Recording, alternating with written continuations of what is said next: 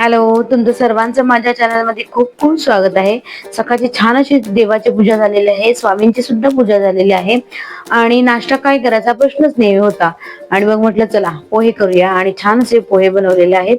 आणि अन्वी स्कूलला गेलेली नव्हती, त्यामुळे इथे अभ्यास करत होती. स्कूलला गेली नाही कारण तिची मावशी आलेली आणि छोटी तिची सिस्टर होती, त्यामुळे त्या दोघी तिला तिच्यासोबत खेळायचं होतं म्हणून ती स्कूलला गेली नाही.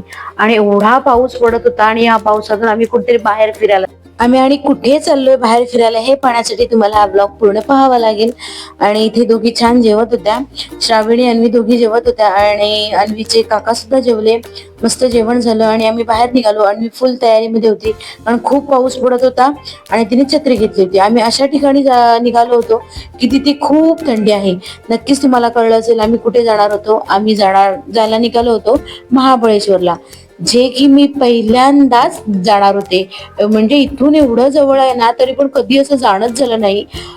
पण अन्वीची मावशी आली आणि म्हटलं चला जाऊया महाबळेश्वरला. खूप पाऊस पडत होता, थोडं वाटलं होतं की नको झाला पाहिजे होतं, म्हटलं तरी म्हटलं चला पाऊस कमी होईल पण आपण. आणि हे आहे पोलादपूरला छत्रपती शिवाजी महाराज यांची घोड्यावरची अतिशय सुंदर अशी मूर्ती आहे. आणि इथूनच पोलादपूरवरून आम्ही गेलो. त्यानंतर रस्त्यामध्ये बघितलं तर दरड कोसळली होती पावसामुळे. आम्ही थोडं हळूहळूच गेलो, थोडी भीती वाटली कारण खूप धुकं होतं रस्त्याला. फायनली आम्ही महाबळेश्वरला पोहोचलो. मुलांपेक्षा मी खूप खुश होते कारण मी कधी आलेच नाही महाबळेश्वरला.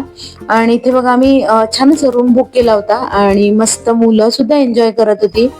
आम्ही 4 जण होतो आणि ह्या दोघी असं 6 जण होतो.